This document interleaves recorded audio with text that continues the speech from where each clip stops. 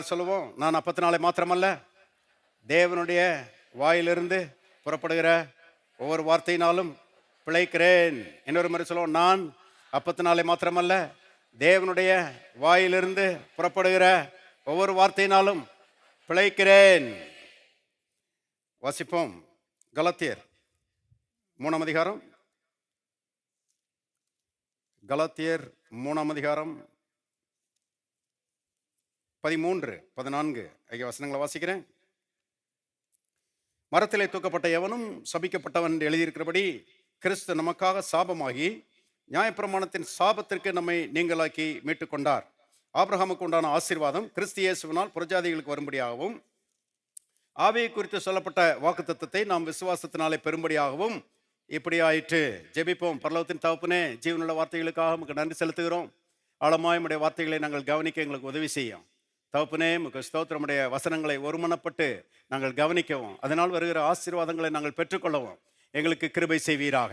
எஜமானீர் செய்கிறீர், அதற்காக நமக்கு நன்றி. இயேசுவின் நாமத்தில் பிதாவே, ஆமென். இந்த ஆராதனைக்கு புதிதாக வந்திருக்கிற நண்பர்களை அன்போடு வரவேற்கிறோம். தொடர்ந்து வாருங்கள். இயேசுவை பற்றிய சத்தியங்களை கேளுங்கள். இயேசுவை அறிந்து கொள்ளுங்கள். உங்களுடைய வாழ்க்கை விடுதலை உள்ளதாக, வெற்றிகள் நிறைந்ததாக மாறும், நிச்சயமாக மாறும். வேதம் சொல்கிறது, கர்த்தர் நல்லவர் என்பதை ருசித்து பாருங்கள், அவர் மீது நம்பிக்கையாக இருக்கிற மனுஷன் பாக்கியவான். பாருங்கள், வேத புஸ்தகம் அறிவிக்கிற மிக பிரதானமான ஒரு சத்தியம், தேவன் நல்லவர், கர்த்தர் நல்லவர். பாருங்க, தேவாதி தேவன் அவர் நல்லவராக இருக்கிறார். வேதத்தினுடைய 1ஆம் அதிகாரமே பாருங்க, இந்த தேவன் நல்லவர் என்பதை வெளிப்படுத்துகிறது. பொல்லாத உலகத்தில் என்ன வாழ்ந்து கொண்டிருக்கிறோம், பொல்லாத மனிதர்கள் இருக்கிறார்கள். அடுத்தவங்களை பிச்சு பிராண்டி பாருங்க, அடுத்தவங்களை வஞ்சித்து அவங்ககிட்ட இருந்து பறிச்சு தாங்கள் நல்லா இருக்க வேண்டும் என்று விரும்புகிற பொல்லாத மனிதர்கள் வாழுகிற ஒரு உலகத்திலே நாம் வாழுகிறோம். அது மட்டுமல்ல, பொல்லாத பிசாசு இருக்கிறான் இந்த உலகத்துல. அவன் திருடவும் அழிக்கவும் கொல்லவும் வருகிறான் என்று வேதத்தில் எழுதப்பட்டிருக்கிறது. பாருங்கள், பொல்லாத மனிதர்கள், பொல்லாத பிசாசு, பொல்லாத சூழ்நிலைகள் இருக்கிற இந்த உலகத்திலே அருமையானவர்களே, நம்பிக்கையை ஊட்டக்கூடிய ஒரு நற்செய்தி என்னவென்றால், எல்லாரை பார்க்கிலும் பெரிய தேவன் அவர் நல்லவராகவே இருக்கிறார். அவர் மகா பெரியவர், ஆனால் அவர் மகா நல்லவர் மட்டுமல்ல, நன்மைகளை அள்ளி கொடுக்கிற உபகாரியாய் அவர் இருக்கிறார். வேதம் சொல்லுகிறது, எல்லா நன்மைகளும் அவரிடத்திலிருந்து வருகிறது. சின்னது பெரியது ஆவிக்குரிய உலக பிரகாரமான எல்லா நன்மைகளும் தேவனிடத்திலிருந்து வருகிறது. யார் அவைகளை பெற்றுக்கொள்ள முடியும்? பாருங்க, எல்லா நன்மைகளும் அவரிடத்திலிருந்து வருகிறது. யார் அவைகளை பெற்றுக்கொள்ள முடியும் அப்படின்னு கேட்டா, அவரோடு நெருங்கி பழகுகிறவர்கள், அவரை ஆழமாய் அறிந்து கொள்ளுகிறவர்கள். எப்படின்னா, ஒரு மனைவி கணவனை அறிந்திருக்கிற மாதிரி, அப்படி ஆழமான ரீதியிலே அறிந்து கொள்ளுகிறவர்கள், அவரோடு உறவு கொள்ளுகிறவர்கள், அவர் கொடுக்கிற நன்மைகளை பெற்று அனுபவிக்க முடியும் என்பதை தெரிந்து கொள்ளுங்கள். ஆகவேதான் வேதம் சொல்கிறது, கர்த்தர் நல்லவர் என்பதை ருசித்து பாருங்கள். பாருங்க, கரும்பு நல்லதுன்னு கேள்விப்படலாம், ஆனா கரும்பை கடிச்சு ருசிக்கிறது வேற. ஆப்பிள் பழம் நல்லதுன்னு கேள்விப்படலாம், ஆனா ஆப்பிள் பழத்தை கடிச்சு ருசிக்கிறதே வேற. எனக்கு ஒரு பேத்தி இருக்கிறா பாருங்க, அவளுக்கு சாப்பாடுன்னா எட்டிக்காயா இருக்குது, சாப்பிடவே மாட்டேங்கிறா. பாருங்க, எதை கொடுத்தாலும் வேண்டாம். இப்படி ஒரு பிள்ளையை பார்க்க முடியாது பாருங்க. சமீபத்தில் ஒரு இடத்துக்கு நாங்கள் போயிருந்தோம். அங்கே ஒரு இடத்துல காரை விட்டு இறங்கும்போது அங்கே அன்னாசி பழம் வச்சுருந்தான். எல்லாரும் ஆளுக்கு ஒரு துண்டை வாங்கி சாப்பிட்டாங்க. இவட்ட கொடுத்தா அது வேணாம், ருசிக்கிறதுக்கு முன்னாடியே வேண்டாம். கடைசியில் பாருங்க, என் மனைவி லேசா நாக்கில் வச்சு பாருன்னு சொல்லி லேசா வச்சு தான் விட்டா பாருங்க. விட்ட உடனே சொல்றா, எம்மியா இருக்குது. எம்மியா இருக்குதுன்னா நல்லா இருக்குதுன்னு அர்த்தம். பாருங்க, அதே போலதான் இன்னைக்கு நிறைய பேர் இயேசுவை ருசிக்கிறது இல்லை. தனிப்பட்ட ரீதியில அவரை ஆண்டவராக உள்ளத்திலே ஏற்றுக்கொள்ளும் போது, தனிப்பட்ட ரீதியில அவரை இரட்சகராக உள்ளத்தில் ஏற்றுக்கொள்ளும் போது பாருங்க, இயேசு உள்ளத்துக்குள்ளே வருகிறார், ஒன்றரை கலக்கிறார். பாருங்க, மனுஷன் அவரை ருசிக்கும் போது அவர் நல்லவர் என்பது பாருங்க தெளிவாக தனிப்பட்ட ரீதியிலே மனிதனுக்கு விளங்க ஆரம்பிக்கிறது. ஜெரி செவேல்ன்ற ஒரு பிரசங்கியார் சொல்றாரு, இயேசு இவ்வளவு நல்லவர்னு நான் எனக்கு முதலே தெரிஞ்சிருந்துச்சுன்னா நான் ஒரு வயசுலேயே அவரை ஏற்றுக்கொண்டிருப்பேன்றாரு. அவரை ஆண்டவராக ஏற்றுக்கொண்டிருப்பேன் என்று சொல்லுகிறார். கவனிங்கள், அவ்வளவு நல்லவர் ஆண்டவராகிய இயேசு கிறிஸ்து. நம்முடைய பாவங்களை எல்லாம் சிலுவையிலே சுமந்து தீர்த்து பாருங்க, நமக்கு பாவ மன்னிப்பையும் விடுதலையும் சமாதானத்தையும் சந்தோஷத்தையும் ஆரோக்கியத்தையும் பாருங்க நமக்கு நிறைவாய் கொடுக்கிற தேவன் ஆண்டவராய் இயேசு கிறிஸ்துவாகவே. இதுவரைக்கும் இயேசுவை ஆண்டவராக ஏற்றுக்கொள்ளாதவர்கள் இருப்பீர்களானால் இயேசுவேன் உள்ளத்துக்குள்ளே வாரும், நீரன் ஆண்டவர் என்று சொல்லி அவருக்கு அழைப்பு கொடுங்கள். இயேசு உங்களுடைய வாழ்க்கையை ஆசீர்வாதம் நிறைந்த வாழ்க்கையாக மாற்றுவார். பாருங்க, அவர் மேல் நம்பிக்கையா இருக்கிற மனுஷன் ஆசீர்வதிக்கப்பட்டவன், பாக்கியவான். பாக்கியவான்களாக ஆசீர்வதிக்கப்பட்டவர்களாக பாருங்க கர்த்தர் உங்களை மாற்றுவார். இயேசுவை ஏற்றுக்கொண்ட தேவனுடைய பிள்ளைகள், அவர்களுக்கு இயேசு மீட்பராக இருக்கிறார் என்று நாம் பார்த்து கொண்டு வருகிறோம். பாவத்திலே பிசாசின் பிடியிலே சிக்கி தவிக்கிற மனு குலத்தை மீட்கும்படியாக தேவன் இயேசு என்கிற பெயரில் இந்த உலகத்திலே வந்தார். மனுஷரை மீட்கும்படியாக அவரிடத்துல இருந்த அந்த மீட்கும் பொருள் என்னன்னு கேட்டா, அவருடைய பரிசுத்த ரத்தம், தேவனுடைய பரிசுத்த ரத்தம். அந்த பரிசுத்த ரத்தத்தை கல்வாரி சிலுவையிலே முழுவதுமாக சிந்தினார். கடைசி சொட்டு ரத்தத்தையும் பாருங்க கல்வாரி சிலுவையிலே சிந்தி எல்லா மனுஷருக்கும், உலகத்தில் இருக்கிற எல்லா மனிதர்களுக்கும் பாருங்க ரட்சிப்பை அவர் ஏற்படுத்தி வைத்திருக்கிறார், மீட்பை ஏற்படுத்தி வைத்திருக்கிறார். தேவன் மனிதரிடத்தில் பாரபட்சம் உள்ளவர் அல்லவே. மனிதர்கள் எல்லாரையும் பாருங்க இந்த தேவன் நேசிக்கிறார் என்பது ஆச்சரியப்படத்தக்க ஒரு விஷயம். வேதம் சொல்லுகிறது, தேவன் தம்முடைய ஒரே பேரான குமாரனை விசுவாசிக்கிறவன் எவனோ அவன் கெட்டு போகாமல் நித்திய ஜீவனை அடையும்படிக்கு அவரை தந்தருளி இவ்வளவாய் உலகத்தில் அன்பு கூர்ந்தால், இவ்வளவாய் சபையில் அன்பு கூர்ந்தார்னு போடலங்க, இவ்வளவாய் உலகத்தில் அன்பு கூர்ந்தார், எல்லாரையும் நேசிக்கிறார் பாருங்க. ஆனா ரட்சிக்கப்பட்ட தேவனுடைய பிள்ளைகளை கொஞ்சம் விசேஷமா நேசிக்கிறாரு. இருக்கிறீங்களா? எத்தனை பேர் ரட்சிக்கப்பட்டிருக்கிறீங்க?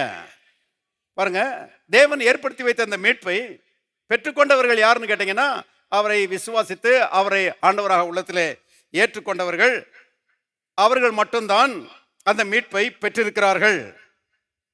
எல்லாரும் சொல்லுவோம், நான் கர்த்தரால் மீட்கப்பட்டிருக்கிறேன், இயேசு என்னுடைய மீட்பராக இருக்கிறார். இன்னொரு முறை சொல்லுவோம், நான் கர்த்தரால் மீட்கப்பட்டிருக்கிறேன், இயேசு என்னுடைய மீட்பராக இருக்கிறார். இன்னொரு முறை சொல்லுவோம், நான் கர்த்தரால் மீட்கப்பட்டிருக்கிறேன், இயேசு என்னுடைய மீட்பராக இருக்கிறார்.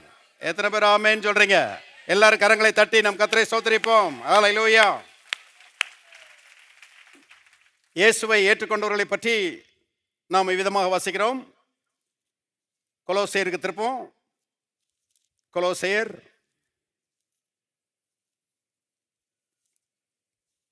1 அதிகாரம் 14வது வசனம் பாருங்க. குமாரனாகிய அவருக்குள் அவருடைய இரத்தத்தினாலே பாவ மன்னிப்பாகிய மீட்பு நமக்கு உண்டாயிருக்கிறது. இன்னொரு வசனம் வாசிங்க. எபேசியன் புஸ்தகம் 1 அதிகாரம் 7வது வசனம் வாசிங்க. அவருடைய கிருபையின் ஐஸ்வர்யத்தின்படியே இவருடைய இரத்தத்தினாலே பாவ மன்னிப்பாகிய மீட்பு இவருக்குள் நமக்கு உண்டாயிருக்கிறது. எல்லாரும் சத்தமா சொல்லுவோம், உண்டாயிருக்கிறது. பாருங்க, மீட்பு உண்டாயிருக்கிறது, உண்டாக போறது இல்லை. பாருங்க, இன்னைக்கு நிறைய பேர் என்ன யோசிக்கிறாங்கன்னா, ஆண்டவருடைய 2ஆம் வருகையில மீட்பை கொடுக்க போறாரு. இல்ல, ஆண்டவருடைய 2ஆம் வருகையில சரீர மீட்பை கொடுக்க போறாரு. நம்ம எல்லாரும் சரீரத்துல பாருங்க மகிமையுள்ள சரீரத்தை உடையவர்களாக மாறப்போகிறோம். அது 2ஆம் வருகையில கொடுக்கப்பட போகிற ஒரு மீட்பு, சரீர மீட்பு. ஆனா ஆவிக்குரிய ரீதியில மீட்பை ஏற்கனவே கொடுத்துட்டாரு. ரட்சிக்கப்பட்ட தேவனுடைய பிள்ளைகளுக்கு பாருங்க மீட்பு உண்டாயிருக்கிறது. எல்லாரும் சொல்லுவோம், உண்டாயிருக்கிறது. மீட்பு உண்டாயிருக்கிறது. நாம் கர்த்தருடைய மீட்பை இன்றைக்கு உடையவர்களாக இருக்கிறோம். we possess the redemption of the Lord. தேவனுடைய பாருங்க அந்த மீட்பை சுதந்திரத்திருக்கிறோம். தேவனுடைய மீட்பு நமக்கு இன்றைக்கு சொந்தமா இருக்கிறது. அருமையானவர்களே, பாருங்க, உதாரணத்துக்கு சொல்றேன். சொந்த வீடு இருக்கிறவங்க அவங்களுடைய உணர்வு வேற, சொந்த வீடு இல்லாதவங்க அவருடைய உணர்வு வேற இல்லையா? உதாரணத்துக்கு தான் சொல்றேன். ஒருவேளை உங்களுக்கு சொந்த வீடு இல்லைன்னு வச்சுக்கோங்க, கர்த்தர் உங்களுக்கு சொந்த வீடை கொடுக்க வல்லவராக இருக்கிறார். நம்முடைய ஆலயத்துக்கு வந்து ஆசீர்வதிக்கப்பட்டு பாருங்க, சொந்த வீடு கட்டினவர்கள் நூற்றுக்கணக்கான மக்கள் இருக்கிறாங்க. கர்த்தர் உலக பிரகாரமான நன்மைகள் எல்லாவற்றையும் என்ன செய்கிறார்? தேவனுடைய பிள்ளைகளுக்கு கூட்டி கொடுக்கிறார். முதலாவது தேவனுடைய ராஜ்யத்தை அவருடைய நீதியும் தேடுங்கள், அப்பொழுது இவைகள் எல்லாம் உங்களுக்கு, சத்தமா சொல்லுங்க, கூட கொடுக்கப்படும். எல்லாவற்றையும் கூட்டி கொடுக்கிற தேவனா இருக்கிறாரு. பாருங்க, பேதுரு ஆண்டவர்கிட்ட வந்தான். அந்த உடனே சொன்னான், ஆண்டவரே எல்லாவற்றையும் விட்டு நாங்கள் உங்களுக்கு பின் சென்றோமே அப்படின்னு சொல்லி ஆண்டவர்கிட்ட கேட்டான். ஆண்டவர் சொன்னாரு, என் நிமித்தமாக, சுவிசேஷ நிமித்தமாக எதையாவது விட்டுருந்தேன்னா, வீட்டை விட்டுருந்தேன்னா, இப்பொழுது இம்மையிலே நூறத்தனையான வீடுகளையும் மறுமையிலே நித்திய ஜீவனையும் பெற்றுக்கொள்வாய் அப்படின்னு சொல்லி சொன்னாரு. ஒரு வீட்டை விட்டுருந்தேன்னா 100 வீடை நான் உனக்கு தருவேன்னாரு. எத்தனை பேர் ஆமேன்னு சொல்றீங்க? கர்த்தரால் கொடுக்க முடியுமா, முடியாதா? அவருக்கு அருமையான வீட்டை கொடுக்கறது ஒரு பெரிய பிரச்சனையே கிடையாது. ஆனால் நம்ம விசுவாசிக்கணும். நான் கர்த்தரை தேடுகிறேன், கர்த்தரை தேடுகிற எனக்கு அவர் பலன் அளிக்கிறவராக இருக்கிறார். இன்னைக்கு ஒருவேளை சொந்த வீடு இல்லாமல் இருக்கலாம், ஆனால் எதிர்காலத்தில் சொந்த வீடு வரப்போகுது. இருக்கிறீங்களா? பாருங்க, தேவன் வந்து அருமையானவர்களே சொந்த வீடு இல்லாதவர்களுக்கு சொந்த வீட்டை கொடுக்க வல்லவராக இருக்கிறார். ஆனால் நான் சொல்ல வர்ற பாயிண்ட் என்னன்னா, சொந்த வீடு இருக்கிறவருடைய உணர்வு வேற, சொந்த வீடு இல்லாதவருடைய உணர்வு வேற இல்லையா? சென்ஸ் ஆஃப் ஓனர்ஷிப்னு சொல்றாங்க. அதாவது நான் ஒரு வீட்டுக்கு சொந்தக்காரன், என் வீடு என் பேர்ல இருக்குது அப்படின்னு சொல்லி அநேகர் அதை குறித்து என்ன செய்யறாங்க? பெருமைப்படுறாங்க இல்லையா? சிலர் புதுசா கார் வாங்கிடுவாங்க. கார் வாங்கிட்டா கையிலே பிடிக்க முடியாது சில ஆட்டில். கார் வாங்கிட்டேன் பிரதர், கார் வாங்கிட்டேன் brother. It's a good feeling. அது நல்ல ஒரு உணர்வு தான், நான் அது தப்புன்னு சொல்லலை. நான் ஒரு காருக்கு சொந்தக்காரன், ஒரு உணர்வு. பாருங்க, ஒரு லேண்ட் இருக்குதுன்னு வச்சுக்கோங்க. அந்த லேண்டு இருக்கிற மனுஷன் என்ன சொல்லுறான்? ஐ எம் லேண்ட் லார்டு அப்படிங்கிறான். லேண்ட் லார்டுனா ஒரு நிலத்துக்கு ஆண்டவன் நான் அப்படிங்கிறான். பாருங்க, இது எல்லாமே நல்ல உணர்வு தான், நான் மோசம்னு சொல்லலை. ஆனா உலக பிரகாரமான அருமையானவர்களே நன்மைகளை நம் உடையவர்களாக இருக்கிறோம். அதை குறித்த உணர்வு நிறைய இருக்குது, நல்லது. ஆனா உலக பிரகாரமான நன்மைகளை குறித்த உணர்வு நமக்கு இருப்பதை பார்க்கிலும் ஆவிக்குரிய நன்மைகளை நம் உடையவர்களாக இருக்கிறோம் என்கிற உணர்வு நமக்கு அதிகமாக இருக்க வேண்டும் என்று கர்த்தர் விரும்புகிறார். இவங்க தான் ஆவிக்குரியவர்கள்.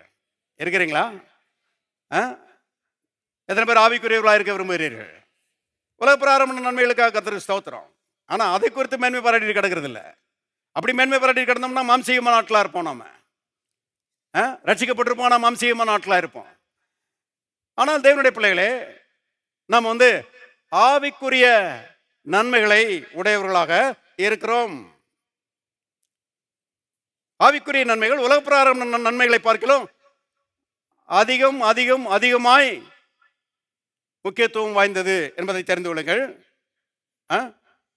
பேதுருவும் யோவானும் தேவாலயத்துக்கு போறாங்க, ஜெபம் பண்றதுக்காக போறாங்க. மதியானம் 3 மணி. அங்க ஒரு பிச்சைக்காரன் உட்கார்ந்திருக்கிறான், சப்பானி.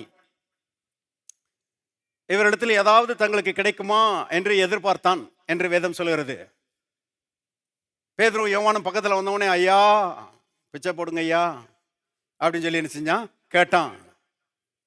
உடனே பேதுரு சொன்னாரு, வெள்ளியும் பொன்னும் என்னிடத்தில் இல்லை, என்னிடத்தில் உள்ளதை உனக்கு தருகிறேன். நசரேனாகிய இயேசுவின் நாமத்தினாலே நீ எழுந்து நட என்று சொன்ன மாத்திரத்தில் பாருங்க, சப்பானி தாயின் வயிற்றில் பிறந்ததிலிருந்து சப்பானியா இருந்தவன் குதித்தெழுந்து நடந்தான் என்று நாம் வாசிக்கிறோம். பாருங்க, இயேசுவின் நாமம் என்னிடத்துல இருக்கிறது என்கிற உணர்வு பேதுருவுக்கு இருந்தது. சில ஆவிக்குரிய ஆட்கள் இருக்கிறாங்க, பேதுரு என்ன சொன்னாரு தெரியுமா, வெள்ளியும் பொண்ணும் என்னிடத்தில் இல்லை.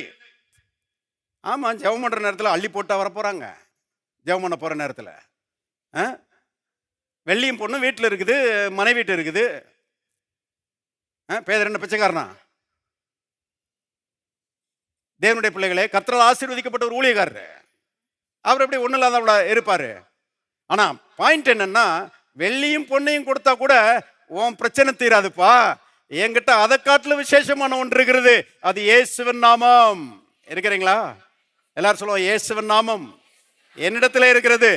இன்னொரு முறை சொல்லுவோம், இயேசுவின் நாமம் என்னிடத்துல இருக்கிறது. இன்னொரு முறை சொல்லுவோம், இயேசுவின் நாமம் என்னிடத்துல இருக்கிறது. அப்ப பாருங்க, இந்த ஆவிக்குரிய நன்மைகளை நாம் உடையவர்களாக இருக்கிறோம். a sense of spiritual ownership.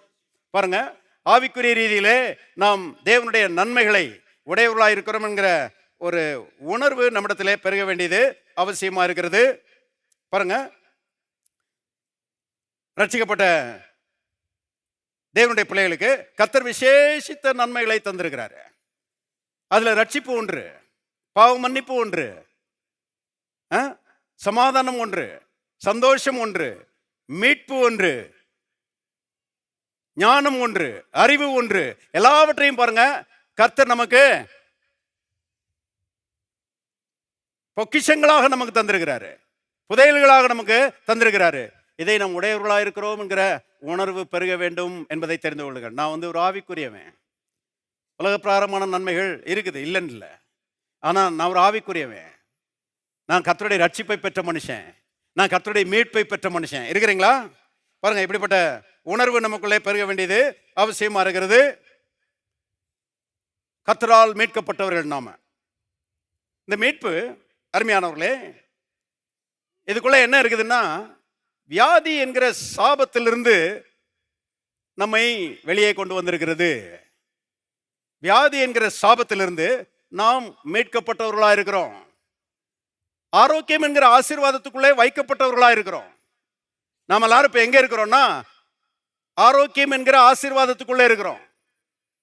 பாருங்க, வியாதி நம்முடைய பங்கு கிடையாது. வியாதி நம்மை ஆள வேண்டிய அவசியம் கிடையாது. இருந்தா ஒரு ஆமென் சொல்லுங்க. வியாதிங்கிற சாபத்திலிருந்து கர்த்தர் நம்மை மீட்டெடுத்திருக்கிறார். அருமையானவர்களே, இதை புரிந்து கொண்டு விசுவாசிக்கும் போது வியாதியை ஜெயிக்கிறவர்களாக நாம் மாறிவிடுகிறோம். வியாதியே வராது நான் சொல்லல. வியாதியை கொடுக்கறதுக்குன்னே ஒருத்தன் இருக்கிறான், பிசாசு. வேதம் சொல்லுகிறது, எல்லா தீமைகளும் அவனிடத்திலிருந்து தான் செய்கிறது வருகிறது. எல்லா வியாதிக்கும் அவன் தான் ஊற்றாக இருக்கிறான். ஆனால் அருமையானவர்களே, கர்த்தர் நம்மை வியாதிங்கிற சாபத்திலிருந்து மீட்டெடுத்திருக்கிறார் என்கிற அறிவும் விசுவாசமும் நமக்குள்ளே பெருகும் போது நாம வியாதியை ஜெயிக்கிறவர்களாக மாறிவிடுகிறோம். வியாதியிலிருந்து விடுதலை பெற்றுக் கொள்வது கஷ்டம்னு யோசிக்காதே என்று கர்த்தருடைய ஆவியானவர் சொல்கிறார். இந்த வியாதியிலிருந்து சுகமாகிறது கஷ்டம், இது லேசில் இந்த வியாதி சுகமாகாது அப்படின்னு பாருங்க, பிசாசு பொய் சொல்லுவான். அந்த பொய்யை நம்பாதிருங்கள். வியாதி என்கிற சாபத்திலிருந்து கர்த்தர் உங்களை மீட்டிருக்கிறார் என்பதுதான் சத்தியம். சத்தியத்தை நம்புங்கள். இருக்கிறீங்களா? பாருங்க, அப்படி நம்புனீங்கன்னா வெளிச்சம் வந்த உடனே இருட்டு விலகிறது போல, அருமையானவர்களே, விசுவாசமும் வசனத்தை குறித்த வெளிச்சமும் அறிவும் அந்த மாத்திரத்துல வியாதி விலகி போயிடும். வியாதி நம்முடைய சரங்களை விட்டு மறைந்து போயிடும். இருக்கிறீங்களா? நம்ம பாருங்க, வியாதி என்கிற சாபத்திலிருந்து மீட்கப்பட்டிருக்கிறோம். ஆரோக்கியம் என்கிற ஆசீர்வாதத்துக்குள்ளே வைக்கப்பட்டிருக்கிறோம். எல்லாரும் சொல்லுவோம், தேவன் என்னை வியாதி என்கிற சாபத்திலிருந்து மீட்டெடுத்து ஆரோக்கியம் என்கிற ஆசீர்வாதத்துக்குள்ளே வைத்திருக்கிறார். ஆரோக்கியம் என்கிற ஆசீர்வாதம் என்னுடையது. அன்னைக்கு போன வாரம் ஒரு சகோதரி முடிஞ்ச உடனே சொன்னாங்க, பாஸ்டர் நீங்க சொன்னீங்க, நான் பேசிட்டு இருக்கும் போதே கர்த்தர் உங்களை சுகமாக்க முடியும்னு சொன்னீங்க. பல வாரங்களாக இருந்த ஒரு பக்க வலி அது டக்குன்னு டிஸப்பியர் ஆயிடுச்சு, மறைஞ்சிருச்சு. சுகமா இருக்கிறேன் பாஸ்டர், நல்லா இருக்கிறேன்னு சொன்னாங்க. அல்லேலூயா. எல்லாரும் கரங்களை தட்டி நம் கர்த்தரை ஸ்தோத்திரிப்போம். தேவன் நம்மை சுகமாக்குகிற தேவன். அல்லேலூயா. பாருங்க, ஒருவேளை வியாதி பெரிய வியாதியா இருக்கலாம். அதை பற்றி தெரிஞ்சவங்க இந்த வியாதி நீங்கவே நீங்காது, டாக்டர் கூட சொல்லியிருக்கலாம் இது நீங்கிறது கஷ்டம்தான் அப்படின்னு சொல்லியிருக்கலாம். எக்ஸ்ரே ரிப்போர்ட்டு மோசமானதா இருக்கலாம், ஸ்கேன் ரிப்போர்ட்டு மோசமானதா இருக்கலாம். தேவனுடைய பிள்ளைகளே, எவ்வளவு பெரிய வியாதியா இருந்தாலும் நீங்கள் விசுவாசிப்பீர்களானால் அது மறைந்து போகும், ஈஸியா மறைந்து போகும். ஏன்னா கல்வாரி சிலுவையில் அந்த வியாதியை இயேசு சுமந்து தீர்த்திருக்கிறாரு. அந்த வியாதியினுடைய தலையில மிதிச்சு அந்த வியாதியை உங்களுக்காக இயேசு ஜெயித்திருக்கிறாரு. இதை விசுவாசிப்பீர்களானால் அருமையானவர்களே, வியாதியிலிருந்து விடுதலை உண்டாகும், வியாதிகள் மறைந்து போகும் என்று கர்த்தருடைய ஆவியானவர் சொல்லுகிறார். உலக மனுஷனுக்கு வியாதியிலிருந்து விடுதலை ஆவது கஷ்டமா இருக்கலாம், ஆனால் விசுவாசிக்கிறவர்களுக்கு எல்லாம் கூடும் என்று வேதம் சொல்லுகிறது. ஆல் திங்ஸ் ஆர் பாசிபிள், எல்லாம் கூடும். பாருங்க, பிசாசு சொல்லுவான் கூடாது கூடாது கூடாதுன்னு. நீங்க அவனை பார்த்து சொல்லணும் என்னால கூடும் என்னால கூடும் என்னால கூடும். பாருங்க, விசுவாசிக்கிறவர்களுக்கு எல்லாம் கூடும். பாருங்க, டோடி ஓஸ்டின்ற ஒரு அம்மா 1981 டிசம்பர் மாதம் டாக்டர்ஸ் வந்து அதை பரிசோதிச்சுட்டு லிவரில் கேன்சர் இருக்குது, அதுவும் 4th ஸ்டேஜ் போயிடுச்சு, லாஸ்ட் ஸ்டேஜ். மாத்திரை மருந்துனால இதை சுகமாக்கவே முடியாது. அதனால வீட்டில் போய்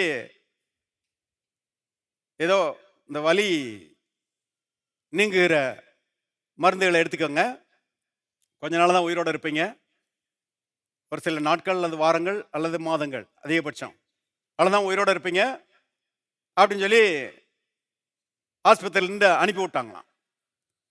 இந்த அம்மா வந்தாங்க. இந்த அம்மா ஒரு பாஸ்டருடைய மனைவி, சத்தியத்தை அறிந்து கொண்ட மனைவி, சத்தியத்தை அறிந்து கொண்ட அம்மா. கவனிகள் வந்தாங்களாம். வந்துட்டு ஆண்டவர்கிட்ட சொன்னாங்களாம், ஆண்டவரே, விசுவாசிக்கிறவனுக்கு எல்லாம் கூடும், இந்த வியாதியை என்னால் மேற்கொள்ள முடியும், இந்த வியாதி என்னை மேற்கொள்ள முடியாது, இந்த வியாதி என்னை அழிக்க முடியாது, நீர் என்னை ரட்சித்திருக்கிறீர், நான் வந்து வியாதிங்கிற சாபத்திலிருந்து வெளியே வந்த ஆளு, ஆகவே இந்த கேன்சர் என்னிடத்துல இருக்கக்கூடாது, இயேசுவின் நாமத்தில் இந்த கேன்சரை நான் சபிக்கிறேன், இது என் சரீரத்தை விட்டு விலகி போகும்படி ஆண்டவராய் இயேசுவின் நாமத்தில் கட்டளை கொடுக்கிறேன் அப்படின்னு சொல்லி சொன்னாங்களாம். நான் கட்டளை கொடுக்கலாமா? அந்த அளவுக்கு நீங்க பெரிய ஆட்களா? பெரிய ஆட்களா? கர்த்தர் அந்த உரிமையை கொடுத்துருக்கிறாருங்க. சர்ப்பங்களையும் தேள்களையும் மிதிப்பீர்கள், சத்துருவின் சகல வல்லமையை மேற்கொள்ள நான் உங்களுக்கு அதிகாரம் கொடுக்கிறேன், ஒன்று உங்களை சர்ப்பங்களையும் தேள்களையும் மிதிப்பீர்கள் சொன்னது யாருங்க? இயேசு. சிலர் வந்து இந்த விசுவாசத்தில் இந்த மாதிரி பேசினா அது எப்படி அவ்வளோ தைரியமா பேசலான்றாங்க. இயேசு சொல்லியிருக்கிறாரு, சகல வியாதிகளையும் குணமாக்க கூடிய அதிகாரத்தை நான் உங்களுக்கு தந்திருக்கிறேன்னு சொல்லியிருக்கிறாரு.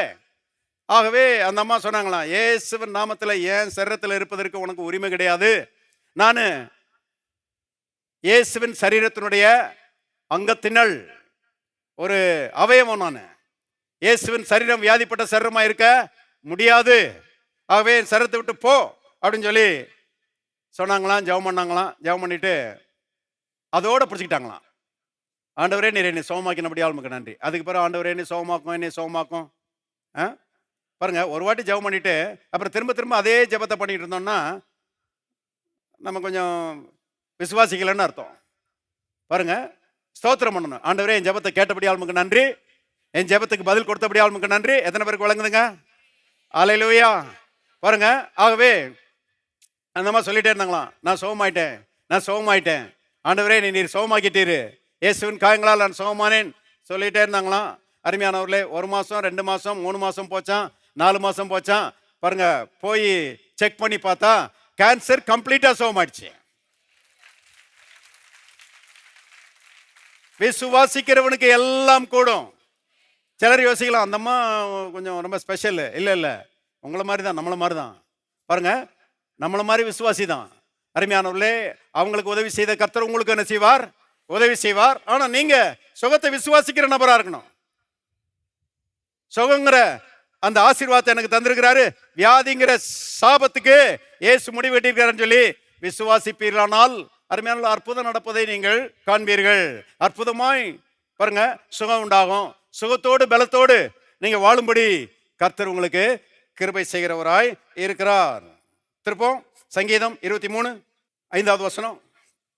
என் சத்துருக்களுக்கு முன்பாக நீர் எனக்கு ஒரு பந்தியை ஆயத்தப்படுத்தி என் தலையை எண்ணெயால் அபிஷேகம் பண்ணுகிறீர், என் பாத்திரம் நிரம்பி வழிகிறது. என் சத்துருக்களுக்கு முன்பாக எனக்கு ஒரு பந்தியை ஆயத்தப்படுத்த போறாரா, ஆயத்தப்படுத்திட்டாரா? சத்தமா சொல்லுங்க. ஆயத்தப்படுத்திட்டாருங்க. எப்போ ஆயத்தப்படுத்தினார்? நீங்க பிறக்கிறதுக்கு முன்னாடியே, உங்க அப்பா அம்மா எல்லாம் பிறக்கிறதுக்கு முன்னாடியே, உங்க தாத்தா பாட்டி எல்லாம் பிறக்கிறதுக்கு முன்னாடியே, 2000 ஆண்டுகளுக்கு முன்பதாகவே பாருங்க உங்களுக்காக ஒரு பந்தியை கர்த்தர் என்ன செஞ்சிருக்கிறாரு, ஆயத்தப்படுத்தி வச்சுட்டாருங்க. அந்த பந்தி, அந்த டேபிள்ல எல்லா கர்த்தருடைய நன்மைகளும் வைக்கப்பட்டிருக்கிறது. ஆங்கிலத்தில் எழுதப்பட்டிருக்கிறது, you have prepared a table before me. பாருங்க ஒரு டேபிளை ப்ரிப்பேர் பண்ணி முன்னால் வச்சுட்டாராம்.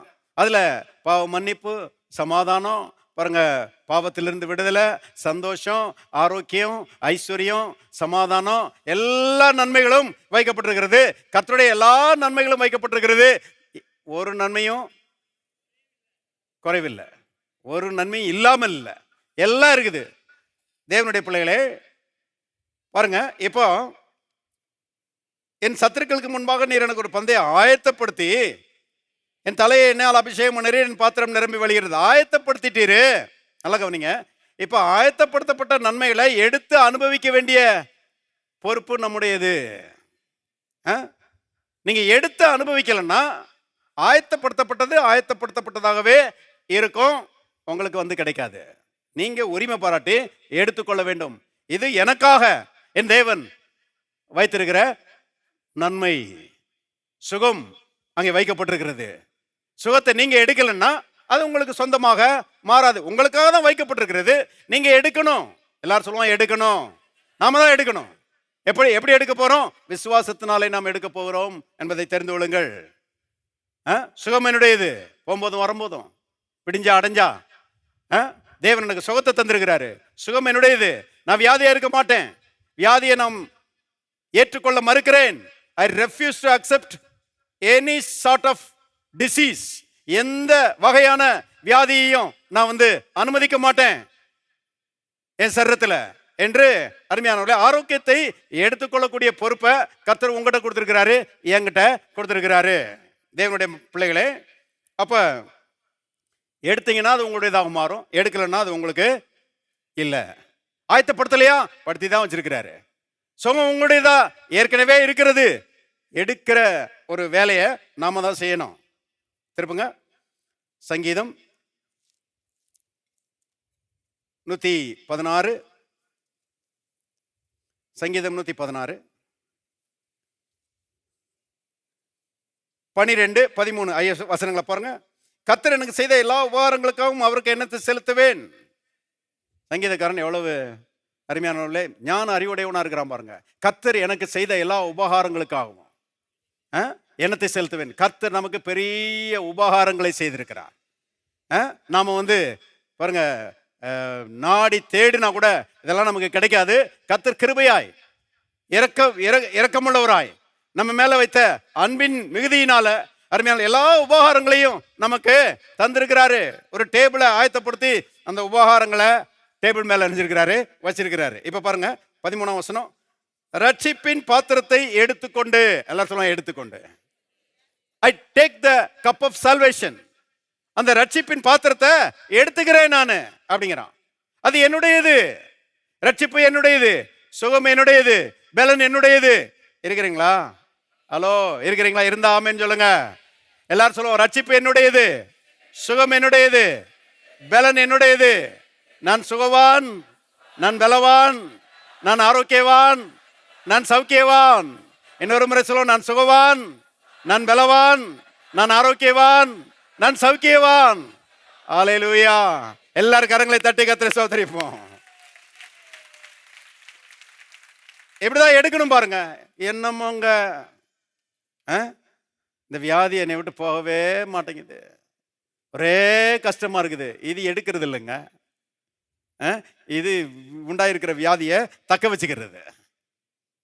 கவனிங்க, எட்டி உதைக்கணும், மிதிக்கணும், வியாதியை மிதிச்சு வெளியே தள்ளணும், ஆரோக்கியத்தை எடுக்கணும். பாருங்க சொல்றான், கர்த்தர் உபகாரங்களை தந்திருக்கிறாரு, நான் இந்த ரட்சிப்பின் பாத்திரத்தை எடுத்துக்கொள்கிறேன், அது என்னுடையது.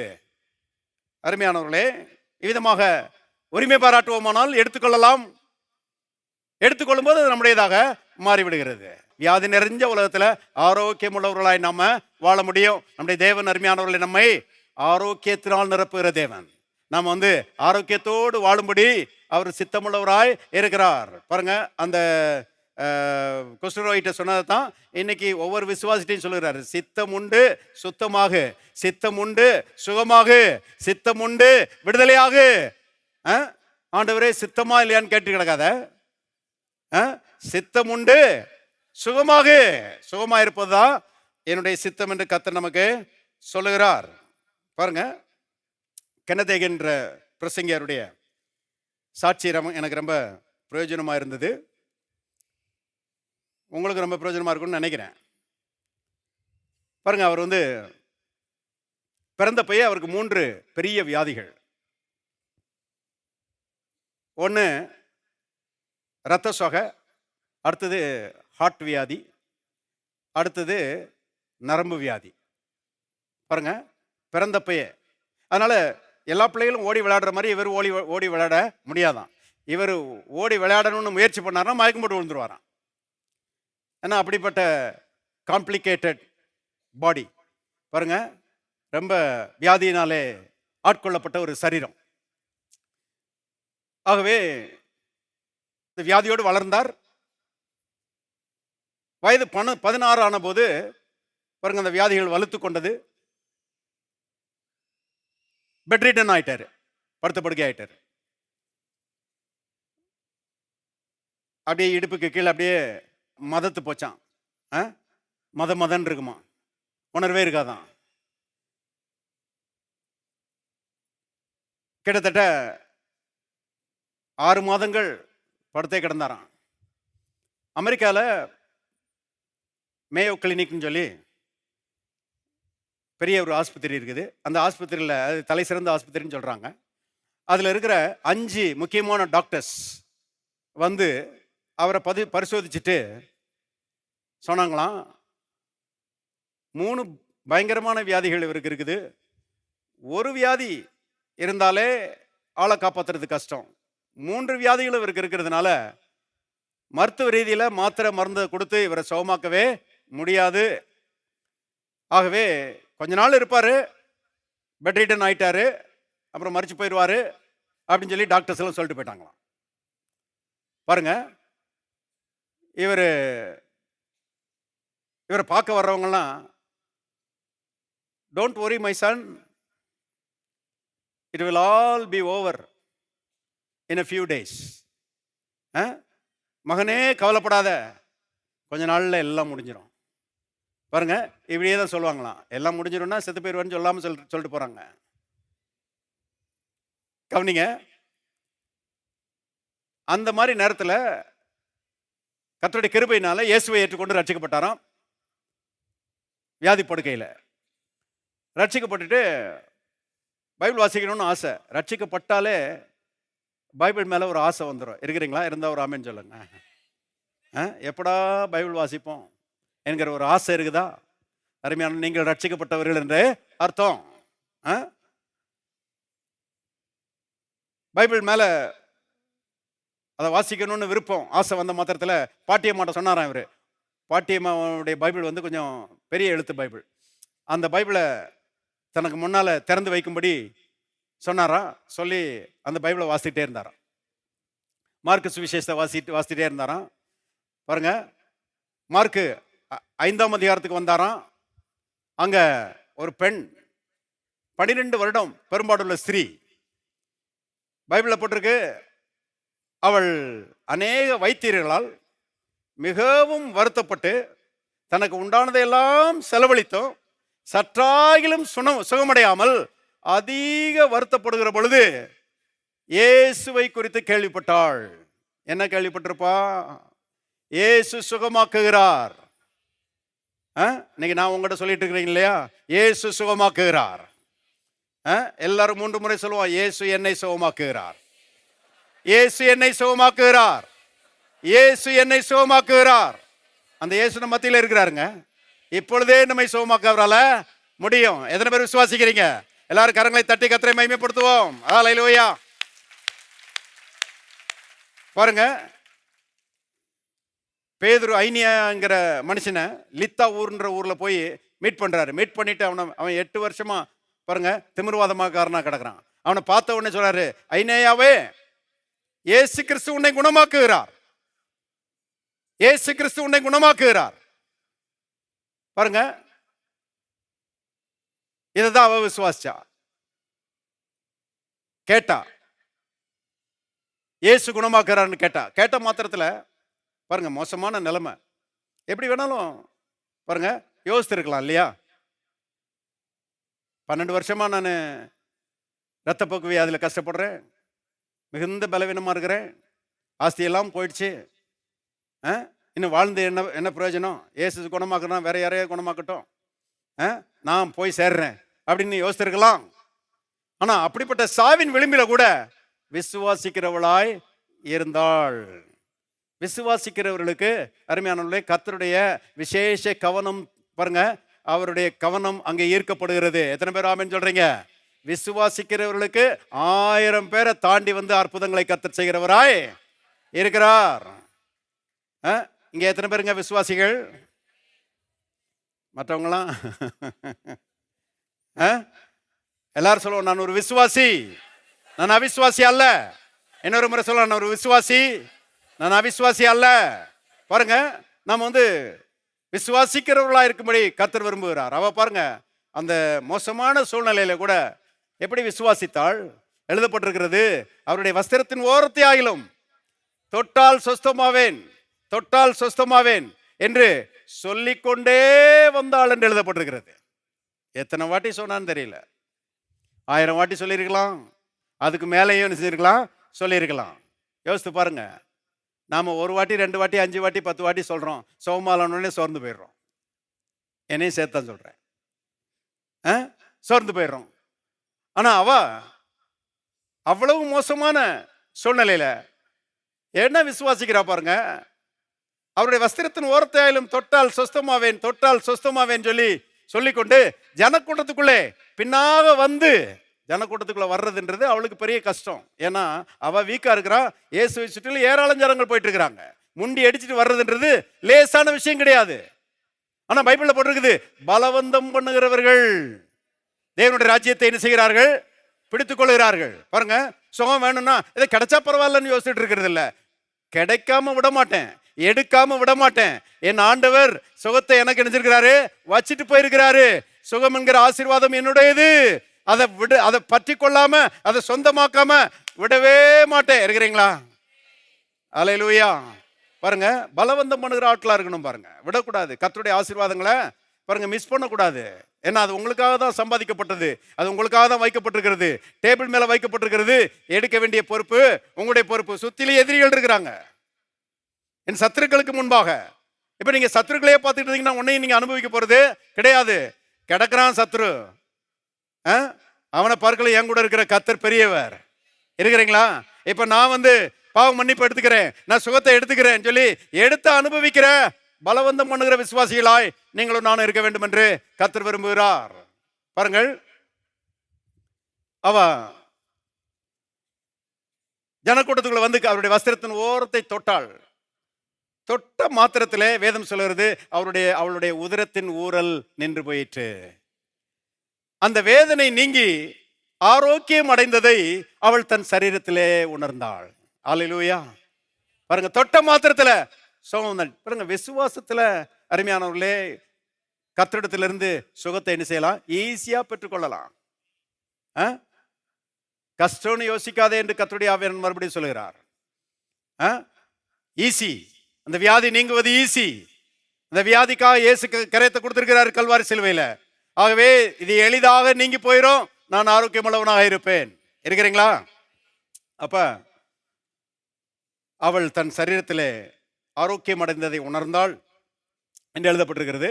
அவளை பார்த்து இயேசு சொன்னார் இப்படி, திரும்புங்க மார்க்கு 5ஆம் அதிகாரம் 34ஆம் வசனம் பாருங்க. மார்க் 5:34. அவர் அவளை பார்த்து, மகளே, உன் விசுவாசம் உன்னை ரட்சித்தது, நீ சமாதானத்தோட போய் உன் வேதனை நீங்கி சுகமாயிரு என்றார். என்ன அருமையான இயேசு. மறுபடியும் வாசிக்கிறேன், நல்லா இருக்குது. மகளே, உன் விசுவாசம் உன்னை ரட்சித்தது, நீ சமாதானத்தோட போய் உன் வேதனை நீங்கி. பாருங்க, என் வல்லமை உன்னை சுகமாக்கின்னு சொல்லல, அவருடைய வல்லமை தான் சுகமாக்குச்சு. ஆனா அவருடைய வல்லமை அவளை சுகமாக்குவதற்கு அவளுடைய விசுவாசம் முக்கியமான பங்கு வகித்தது என்பதை தெரிந்து கொள்ளுங்கள். பாருங்க, உன் விசுவாசம் உன்னை ரட்சித்தது. இதை வாஸ்தாராம் பாருங்க. கெனதேகன் வாஸ்த உடனே ஆண்டவரை கேட்டாரா, ஆண்டவரே, அவளுடைய விசுவாசம் அவளை குணமாக்கி இருக்குமானால் என்னுடைய விசுவாசம் என்னை குணமாக்கும் அல்லவா அப்படின்னு கேட்டாராம். ஆண்டவர் சொன்னாராம், எஸ் மை சன், ஆம் மகனே.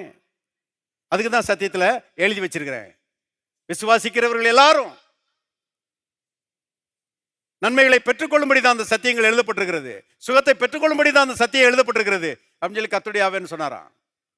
பாருங்க, உடனே அவருக்குள்ள ஒரு தெம்பு வந்துருச்சு. சுகம் அடைஞ்சிருவேன், நான் சுகம் அடைஞ்சிருவேன். கர்த்தர் நீ சுகமாக்குறவராக இருக்கிறார். வியாதி எவ்வளவு பெருசா இருந்தானே, நான் சுகமாயிருவேன்னு சொல்லி பாருங்க, விசுவாசிக்கிற நேரத்தில் ஒரு ஊழியக்காரர் ஒருத்தர் வந்தாராம். ஊழியக்காரர் வந்து இவருக்காக ஜெபம் பண்ணணும்னு வந்துட்டு உட்கார்ந்தாராம் கட்டிலில். இவர் அவர்கிட்ட ரொம்ப மிகுந்த உற்சாகத்தோட, ஆண்டவர் என்னை சுகமாக்கிடுவாரு, நான் சுகமாயிட்டேன், எனக்காக ஜெபம் பண்ணுங்க அப்படின்னு சொல்லி சொன்னா, அவர் மெடிக்கல் ரிப்போர்ட்லாம் பார்த்துட்டு தோளில் தட்டி கொடுத்து அவர் சொன்னாராம், ரொம்ப கவலைப்படாத மகனே, இன்னும் கொஞ்ச நாள்ல எல்லாம் முடிஞ்சிடும்னாரா. கெனதேகன் சொல்றாரு, எரிரத்தியில எண்ணெயை ஊத்துனா அது வளரும், எரிரத்தியில தண்ணியை ஊத்துனா அணிஞ்சே போயிடும். நான் என் விசுவாசம் கொஞ்சம் எரிஞ்சிக்கிட்டு இருக்குது, இதுல எண்ணெயை ஊத்துவாருன்னு பார்த்தா அவர் தண்ணியை ஊற்றி அணைச்சிட்டு போயிட்டாரு. இவர் பாருங்க, பைபிளை மூடி வாரத்தில் வச்சுட்டாராம். இன்னும் கொஞ்ச நாள்ல எல்லாம் முடிய போகுது அப்படின்னு சொல்லி. ஊழியக்காரர் எப்படி சொல்லி பாருங்க, நிறைய ஊழியக்காரங்க எப்படி இருக்கிறாங்க, வரம் பெற்றவங்க, இருக்கிற விசுவாசத்தையும் கெடுத்து விட்டுருவாங்க.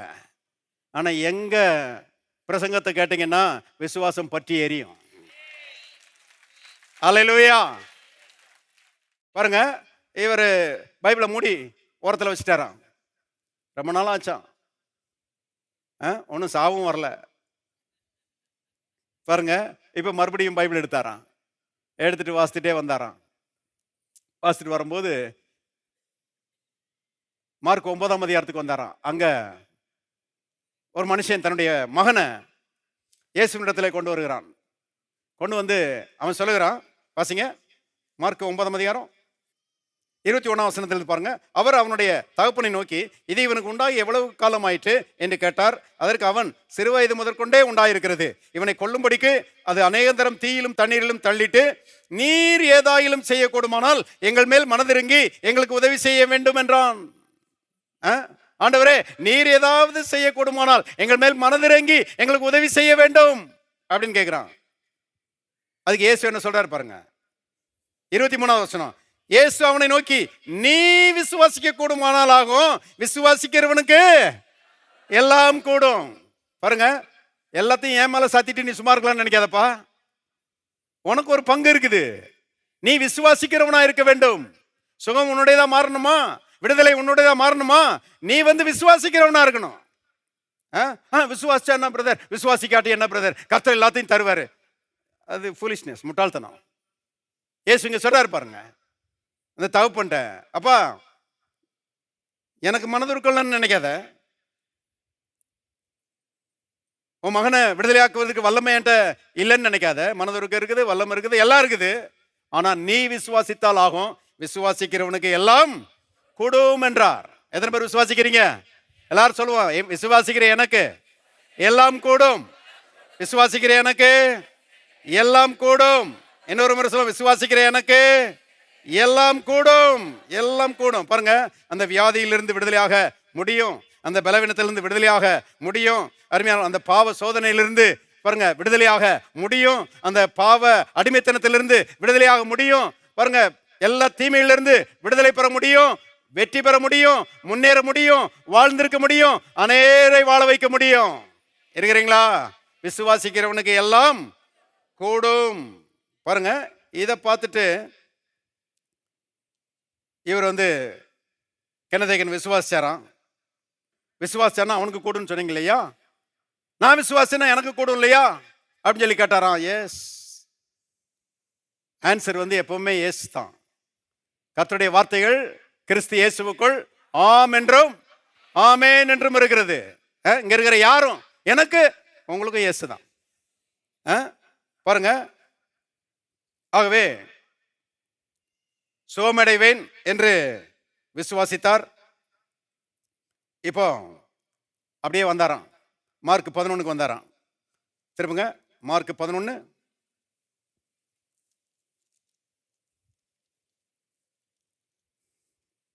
22வது வசனம் பாருங்க. இயேசு அவர்களை நோக்கி, தேவனிடத்தில் விசுவாசம் உள்ளவர்களாய் இருங்கள். இப்போ 23வது வசனம். எவனாயிலும் இந்த மலையை பார்த்து நீ பெயர்ந்து சமுத்திரத்தில் தள்ளுண்டு போய் என்று சொல்லி தன் சொன்னபடியே நடக்கும் என்று தன் இருதயத்தில் சந்தேகப்படாமல் விசுவாசித்தால் அவன் சொன்னபடியே ஆகும் என்று மெய்யாகவே உங்களுக்கு சொல்லுகிறேன். கவனிங்க, தேவனிடத்தில் விசுவாசம் உள்ளவர்களாயிருங்கள். வேற சாய்ஸ் கிடையாது. விசுவாசி என்ன, விசுவாசிக்காட்டி என்ன, அது அந்த பேச்சே கிடையாது. விசுவாசம் உள்ளவர்களா இருங்கள், விசுவாசிக்கிறதுல தீவிரப்படுங்கள், கர்த்தருடைய வார்த்தைகளை உள்ளத்துல வைங்க, கர்த்தருடைய வார்த்தையை மனதில் வைங்க, கர்த்தருடைய வார்த்தையை வாயில வைங்க, வார்த்தைகளை பேசுங்கள், விசுவாசம் உள்ளவர்களாயிருங்கள். பக்கத்தில் இருக்கிறவங்க பார்த்து சொல்லுங்க, விசுவாசம் உள்ளவர்களாயிருங்கள். அப்புறம் சொல்றாரு, எவனாகிலும் இந்த மலையை பார்த்து நீ பெயர்ந்து சமுத்திரத்தில் தள்ளுண்டு போய் என்று சொல்லி தன் சொன்னபடியே நடக்கும் என்று தன் இருதயத்திலே சந்தேகப்படாமல் விசுவாசித்தால் அவன் சொன்னபடியே ஆகும் என்று மெய்யாகவே உங்களுக்கு சொல்லுகிறேன். பாருங்க, அவன் சொன்னபடியே ஆகும். பாருங்க, இருக்கிறதுல மலை தான் கொஞ்சம் வலுவான ஒன்று இல்லையா? மற்ற எல்லாத்தையும் கூட அசைச்சிடலாம், மலை அசைக்கிறதுன்றது கஷ்டம். இயேசு எதை பற்றி பேசுறாருன்னா, இயற்கை மலையை பெயர்த்து தள்ளுறதை பற்றி பேசல. இயற்கை மலை இருக்கட்டும், அதை பெயர்த்து தள்ளிடாதீங்க. அது பார்க்கறதுக்கு அழகா இருக்குது, அப்பப்போ மலைக்கு போயிட்டு வர்றது நல்லா இருக்குது இல்லையா? இயற்கை மலையை பெயர்த்து தள்ளுறதை பற்றி இயேசு பேசல. மலை போன்ற பிரச்சனைகள், பெயர்க்க முடியாத பிரச்சனைகளை பாருங்க பெயர்த்து தள்ளும்படி கர்த்தர் விசுவாசத்தையும் அறிக்கையும் செய்கிறாரு, தந்திருக்கிறாரு. எவனாயிலும் இந்த மலையை பார்த்து நீ பெயர்ந்து சமுத்திரத்தில் தள்ளுண்டு போய் என்று சொல்லி தான் சொன்னபடியே நடக்கும் என்று தன் இருதயத்திலே சந்தேகப்படாமல் விசுவாசித்தால் அவன் சொன்னபடியே ஆகும். பாருங்க, 3 முறை பேசுறதை பற்றி தான் சொல்லுகிறது, விசுவாசிக்கிறத பற்றி ஒரு முறை தான் சொல்லுகிறது. பாருங்க, ஒரு முறை விசுவாசிச்சீங்கன்னா குறைஞ்சபட்சம் 3 முறை அதை நீங்க பேசணும். கர்த்தரின் தேவைகளை சந்திப்பார்னு விசுவாசிக்கிறேன் பிரதர் அப்படின்னா நீங்க என்ன சொல்லணும்? கர்த்தர் கிறிஸ்து இயேசுவுக்குள் என் தேவைகள் எல்லாவற்றையும் சந்திக்கிறார். கர்த்தர் கிறிஸ்து இயேசுவுக்குள் என் தேவைகள் எல்லாவற்றையும் சந்திக்கிறார். கர்த்தர் கிறிஸ்து இயேசுவுக்குள் என் தேவைகள் எல்லாவற்றையும் சந்திக்கிறார். 3 முறையாவது குறைஞ்சபட்சம் நீங்க சொல்லணும் ஒரு காரியத்தை விசுவாசிக்கிறதுக்கு முன்னாடி. கவனிங்க, ஆகவே இவர் ஆண்டவரே, அப்ப நான் விசுவாசிச்சு அறிக்கைப்படனா இந்த மலை பெயர்ந்து போயிரும் சொல்றீரா அப்படின்னு கேட்டாரா பாருங்க. அப்பவும் எஸ் தான் ஆன்சர். ஆகவே சொல்ல ஆரம்பிச்சாராம். பாருங்க, ராத்திரி படுத்திருக்கிறாரு, மணி 1, 2, தூக்கம் வரல. சில நேரங்கள்ல எல்லாரும் தூங்குறாங்க, ஆனா நமக்கு தூக்கம் வர மாட்டேங்குதே அப்படின்ற அங்கலாய்ப்பான எண்ணங்கள்லாம் சில நேரங்களில் வருமா. அப்படி வந்துச்சுன்னா உடனே தூக்கி எரிஞ்சிட்டு, நல்லா கவனிங்க, டிஃபீட், அதாவது நம்மை வீழ்த்துகிற எண்ணங்கள் வரும்போது அதை உள்ளே என்டர்டெயின் பண்ணக்கூடாது, அதை உடனே பிடிங்கி எரியணும். எரிஞ்சிட்டு அதுக்கு எதிராக இருக்கிற வார்த்தைகளை சொல்லணும். ஆகவே பாருங்க, எல்லாரும் நல்லா தூங்குறாங்க, நமக்கு மட்டும் தூக்கம் வர மாட்டேங்குதே, நம்ம மட்டும் இப்படி தூங்காம கஷ்டப்பட்டு இருக்கிறோமே அப்படின்ற எண்ணம் வரும்போது உடனே பிடிங்கி தூர எறிஞ்சிட்டு சொல்லுவாராம், இயேசுவின் காயங்களால் நான் சுகமானேன், இயேசுவின் தழும்புகளால் நான் சுகமானேன், இயேசு என்னை குணமாக்குறவராய் வைத்தியராயிருக்கிறார். இப்படியே சொல்லிட்டு இருப்பாராம் பாருங்க. சொல்றாரு, 6 மாதங்கள் ஆயிடுச்சு, அதுக்கு பிறகு சொல்லிட்டே தான் இருந்தேன்றார். கிட்டத்தட்ட அவர் 16 மாதங்களாக பெட்ரிட்டனாக இருந்திருக்கிறார். 1 வருஷம் தாண்டி, 1 வருஷம் 4 மாதம் பெட் படுத்த படுக்கையில் இருந்து சொல்லிக்கிட்டே இருந்திருக்கிறாரு பாருங்க.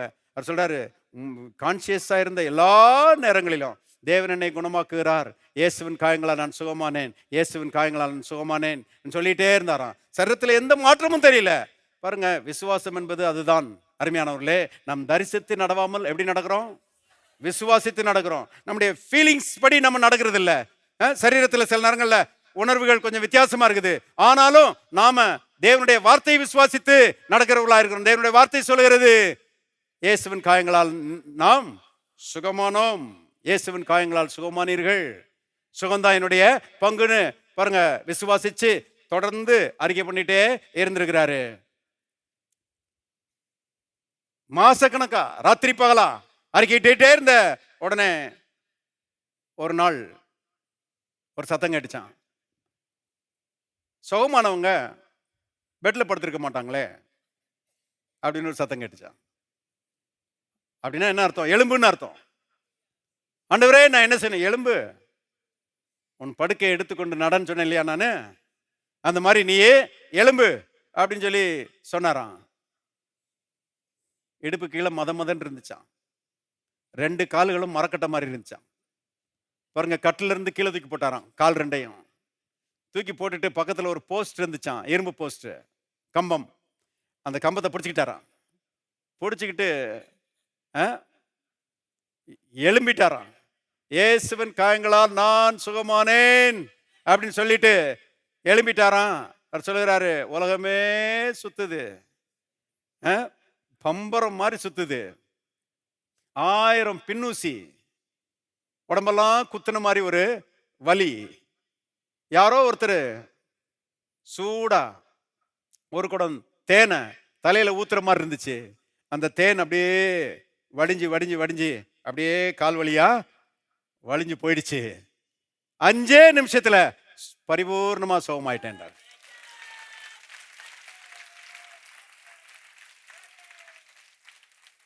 பாருங்க, பெட் ரைட்டனா இருந்ததுனால அப்படியே ஒட்டடை குச்சி மாதிரி இருப்பாராம்.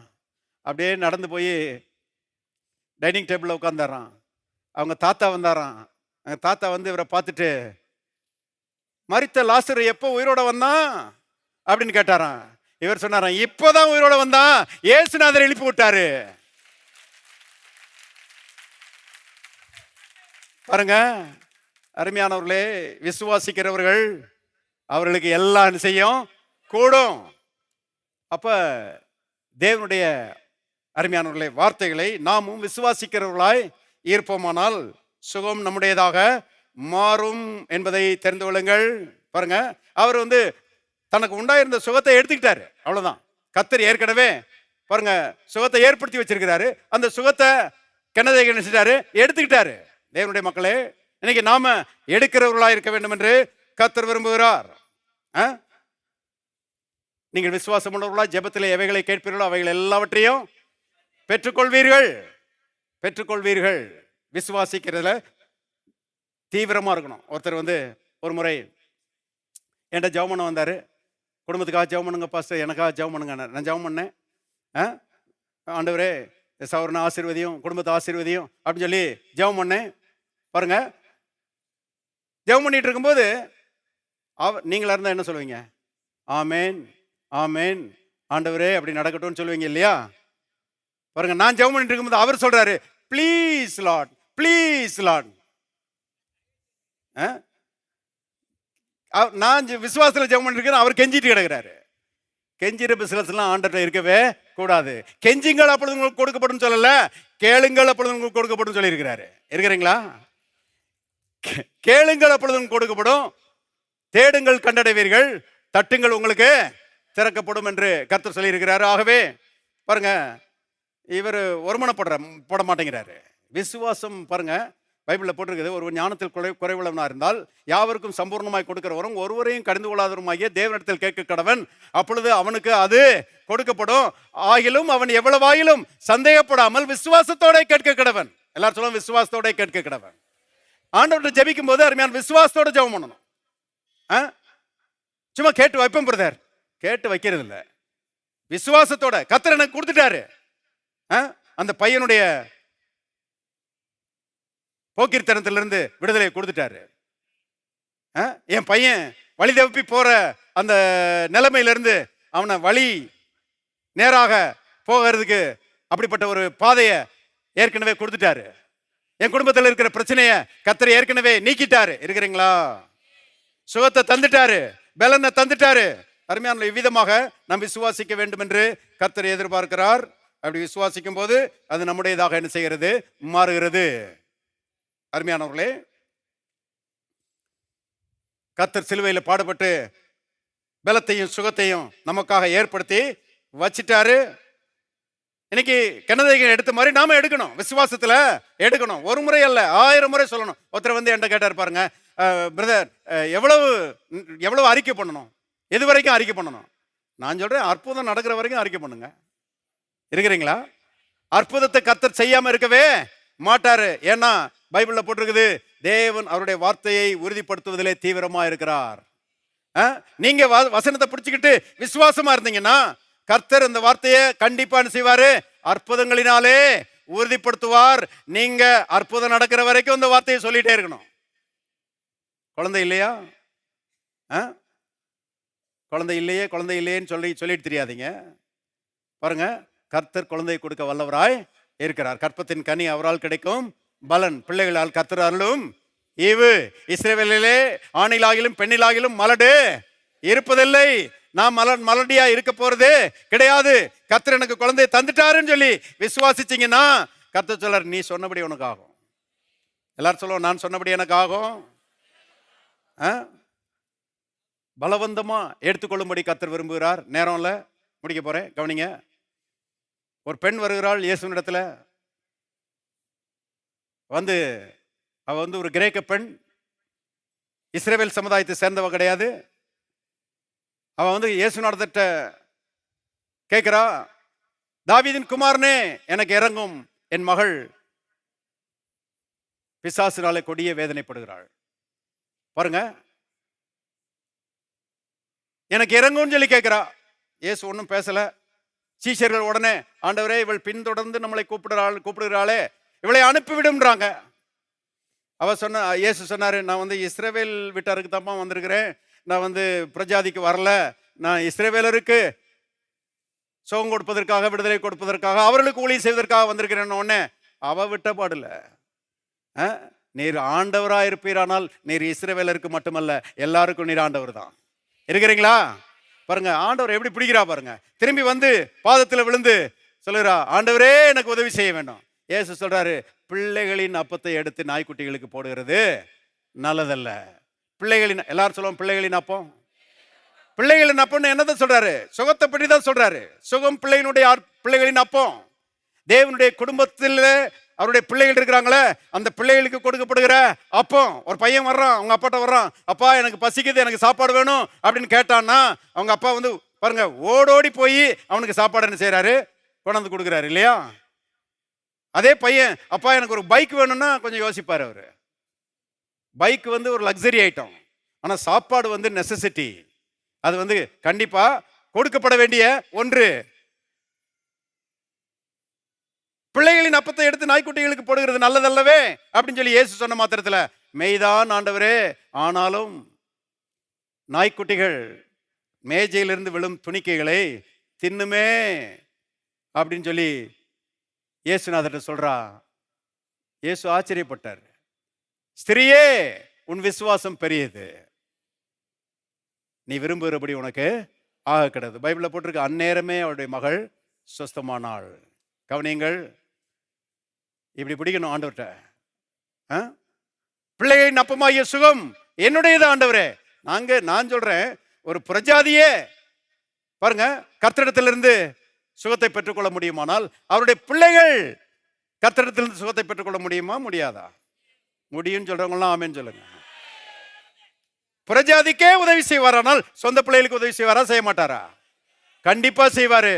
சுகம் உங்களுக்கும் எனக்கும் வைக்கப்பட்டிருக்கிற அப்பம், அருமையானவர்களே, இந்த அப்பத்தை டெய்லி கர்த்தர் நமக்கு தருகிறாராம். இப்ப நாம எடுத்துக்கொள்ள வேண்டும். ஆண்டவரே, சுகம் என்னுடையது, சுகத்தை எடுத்துக்கொள்கிறேன் என்று சொல்லி பாருங்க, உரிமை பாராட்டுவீர்களானால் சுகம் உங்களுடையதாக மாறும். ஆரோக்கியம் என்கிற ஆசீர்வாதத்திலே வாழ கர்த்தர் உங்களுக்கு உதவி செய்வார். இருக்கிறீங்களா? எல்லாரும் கரங்களை தட்டி நம் கர்த்தரை ஸ்தோத்திரிப்போம். ஹல்லேலூயா, praise the Lord. எல்லாரும் தயவு செய்து எழுந்து நிற்போம். Glory to Jesus.